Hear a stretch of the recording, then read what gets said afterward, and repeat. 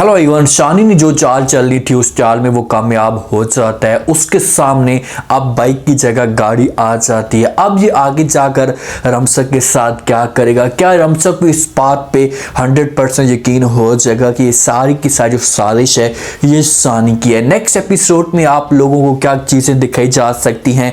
कासिम साहब और अलीज़े के बीच में भी एक नई जंग शुरू होने वाली है। तो शानी को अलीज़े सब कुछ बताती है कि भाई ये बच्चे भी मुझे शक है, ये बच्चा भी आपका नहीं है, किसी और का है। तो उस दिन से शानी को रमसक के साथ मुकम्मल तौर पर नफरत होना शुरू हो जाती है। उसकी शक्ल भी नहीं देखता। अब ये बहाना बनाता है, जहां से लेकर जाता है रमसक को बाइक पे डॉक्टर के पास। जिस वक्त रमसक आती है बैठने लगती है तो उसी वक्त ये क्लच को फौरन छोड़ता है और रमसक जमीन पे गिर जाती है। जब रमसक जमीन पे गिरती है तो उसके बाद रमसक हो जाती है बेहोश, क्योंकि उसे अमल भी होता है। इसे फौरन डॉक्टर के पास लेकर जाते हैं। वहीं पर डॉक्टर इसके ट्रीटमेंट करना शुरू कर देते हैं। लेकिन शानी की जो माँ है ना, उसे शक होता है शानी के ऊपर। इसी वजह से वो शानी से बार बार ये सब कुछ पूछती है। उसे कहती कि भाई तुमने ये जानबूझकर तो नहीं किया, अगर रमसक को यहाँ पर कुछ हो गया तो हम क्या कासिम वालों को मुंह दिखाएंगे?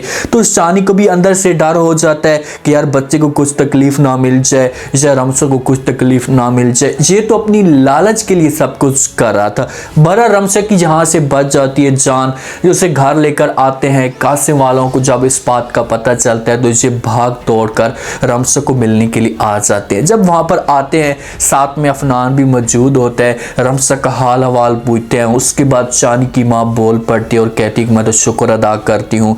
जिस वक्त रमसक बाइक से गिरी थी और बेहोश हुई थी तो मुझे तो मुकम्मल तौर पर डर लग चुका था कि कहीं रमसक को कुछ हो ना जाए। ये बातें शानी सुनते हैं तो शानी के दिल के अंदर तो एक मतलब होता है, वो एक सिर्फ उसे अपनी घटिया बात करना चाहता है।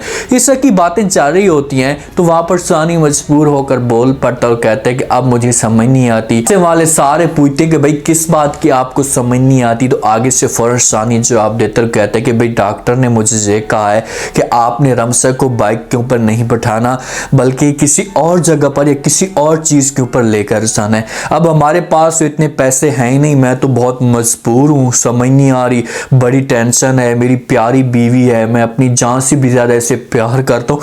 अफनान साथ में मौजूद जिस वक्त होता है, अफनान से बातें सुनता है तो अफनान शानी का इशारा समझ जाता है कि भाई ये किस तरफ बात कर रहा है। कासिम साहब हो सकता है कि इसे कहे कि चलो ठीक है हम आपका कुछ करते हैं, ऐसा करना कि कल आप सुबह ऑफिस में आ जाना। शानी कहता है कि ठीक है भाई, कोई टेंशन की बात नहीं है, बस जैसे ऑफिस खुलेगा आप लोगों से पहले पहले मैं ऑफिस में पहुंच जाऊंगा। हो सकता है कि डॉक्टर ने ऐसी बात ना की हो और बाद में शानी की जो माँ है वो शानी से ये बातें पूछे भी सही, उसे कहे कि भाई डॉक्टर ने ये बातें नहीं की तो आप अपनी तरफ से ये बातें क्यों कर रही हैं? रमसक भी हो सकता है कि इसे रोके कि भाई मैं ये सब कुछ नहीं करना चाहती, लेकिन अब इसके पास बहाना आ चुका है और कासिम वाले जो है वो मजबूर हो चुके हैं।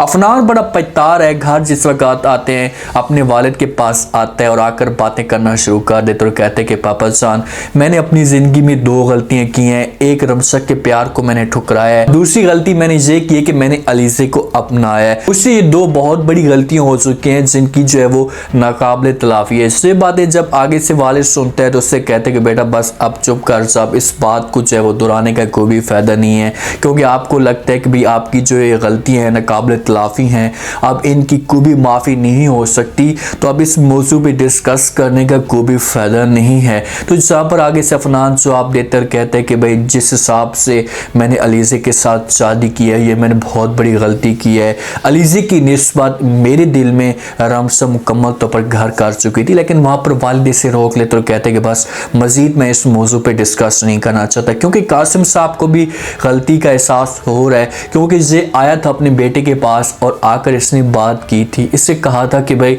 आपके पास वक्त है, अगर आप रमसक के साथ शादी करना चाहते हैं तो मुझे बताएं, मैं शादी करवाने के लिए तैयार हूँ। लेकिन उसी वक्त ये गुरूर में था और ये इनकार कर चुका था कि भाई मैं शादी नहीं कर सकता, मैं अलीज़े के साथ मोहब्बत करता हूँ। आज ये पछता रहा है, इसे अपनी गलती का एहसास हो रहा है। अफसीन बेगम और कासिम साहब एक दूसरे के साथ बातें कर रहे होते हैं। अफसीन बेगम आकर जब वो कासिम साहब को कहती कि भाई जो कुछ भी होना था अब छोड़ें इस बात को, बस इस बात को हम किसी तरीके से छोड़ देते हैं, दफ़ा करते हैं। कासिम साहब ये बातें सुनते हैं तो अफसीन बेगम को कहते हैं कि भाई दफ़ा कैसे कर देते हैं, आपने खुद कहा है कि अलीज़े ने अफनान के साथ इस तरह की बदतमीज़ी की है, इस तरह की घटिया बात की है। और आप खुद सोचिए कि आगे से अफनान भी अगर गुस्से में कुछ ऐसे अल्फाज बोल देता, एक नाजुक सा रिश्ता होता है जो इस रिश्ते से हमेशा के लिए इन दोनों को हाथ धोना पड़ता, जो अलीज़े के लिए मसला खड़ा हो सकता था।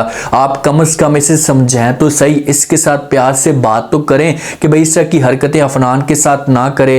अफनान को क्यों ये मजबूर करे, क्योंकि अफनान इसकी शिकायत करता है कि भाई अलीज़े मेरे साथ ये रवैया रख रही है। जब इस तरह की इन दोनों की बातें हो रही होती हैं तो वहाँ पर अलीज़े भी आ जाती है और अलीज़े सारा के सारा इल्ज़ाम जो है वो कासिम साहब के ऊपर लगा देती है। इसे कहती है कि आज जो कुछ भी मेरे साथ हुआ है इसके ज़िम्मेदार आप हैं, आपकी वजह से आज मैं जलील हो रही हूँ, खुआर हो रही हूँ। आप रमशा को इस घर में लेकर आए, इन दोनों की फिर से कहानियाँ चल पड़ी हैं। इसकी वजह से अफनान मेरे साथ इसी तरह बात नहीं करता, हर वक्त मुझसे नफरत करना शुरू कर चुका है। मैं इन चीज़ों से बहुत ज़्यादा थक चुकी हूँ। तो अफसीन बेगम को इस बात पे गुस्सा आता है। कासिम साहब तो खामोशी के साथ खड़ा होता है। अफसीन बेगम कहती कि अलीज़े तुम किस तरह की बातें कर रही हो, लेकिन अलीज़े बातें नहीं सुनती। तो वहीं पर अफसीन बेगम इसकी तरफ बढ़ती है और इसे थप्पड़ एक मार देती है। कासिम साहब रोकने की कोशिश तो करता है लेकिन वो थप्पड़ जो है वो लग चुका होता है। हो सकता है कि अलीज़े को इस जगह पर अपनी औकात ज़ात आए। अफसीन बेगम तो पहले भी इसे अपनी औकात दिला चुकी थी, इसे बता चुकी थी कि भाई तुम्हारे पास जॉब है, तुम्हारे पास ठीक है एक ज़रूरत पूरी हो जाएगी, लेकिन तुम्हारा जो ये ऐसो इशरत है ये जॉब से पूरी नहीं होगी। अगर तुमसे ये सब कुछ जाता है, अगर तुम्हें अफनान छोटा है लेकिन अलीज़े बातें नहीं सुनती, इसे ये सबक मिलेगा, तब जाकर जो वो ये अपनी हरकतों से बाज आएगी। सानी पहुंचा होता है ऑफिस में। अफनान खामोशी के साथ जो वो चेक के ऊपर लिखता है 30-35 लाख जितने भी रुपए होते हैं वो सानी को दे देता है। सानी चेक लेने के बाद जो वो सोच विचार में पड़ जाता है और वो फ़ौरन अफनान को कहते हैं कि अगर मेरी बीवी इस जगह पर होती और मेरे सामने इस तरह की बात करती, जैसा की डिमांड रखती, तो मैं 1000 बार सोचता उसे पैसे देने के लिए। तुमने तो 10 मिनट नहीं लगाए, ये तो अजनबी थी और तुमने 10 मिनट में जो है वो इतने पैसे लिख दिए। आगे से अफनान इसकी बात समझता और कहते हैं कि अपनी बकवास बंद करो, अपनी घटिया बातें बंद करो, यहाँ से निकलो वरना मैं चौकीदार को बुलाता हूँ, तुम्हें धक्के देकर बाहर निकलवाता हूँ। तो वहाँ पर सानी कहता है कि भाई जाता हूँ, परेशान ना हो, अब मेरा यहाँ पर मजीद रहने का कोई भी फ़ायदा नहीं है। आप मेरे मिजाज को कभी भी नहीं समझेंगे, आप मेरी सोच को कभी भी नहीं समझेंगे कि मैं क्या चीज़ें चाहता हूँ।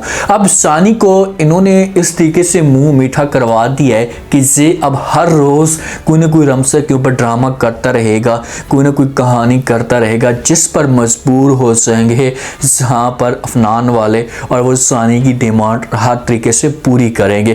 क्योंकि रमशा को इस्तेमाल करता है और रमशा की जो तकलीफ़ है ये कासिम साहब से बर्दाश्त नहीं होती। इसी वजह से ये कासिम साहब इसके ऊपर इतना ज़्यादा जो है वो मेहरबान हो रहा है, से इसकी सारी ख्वाहिशात पूरी करता जा रहा है। उम्मीद है आज का रिव्यू, आज का ये टीज़र आप लोगों को पसंद आया होगा। आपने कमेंट सेक्शन में अपनी फीडबैक लाजमी देना, बताना आपको क्या लगता है, क्या नेक्स्ट एपिसोड में जो है वो कोई नया ट्विस्ट आ सकता है, सानी की मजीद क्या डिमांड हो सकती है, गाड़ी लेने के बाद क्या सानी रमशा के साथ सेट हो जाएगा, जब मजीद वो रमशा को जलील करने की कोशिश करेगा। लास्ट में फीडबैक दीजिएगा और चैनल को लास्ट में सब्सक्राइब कर दीजिएगा। शुक्रिया, अल्लाह हाफिज़।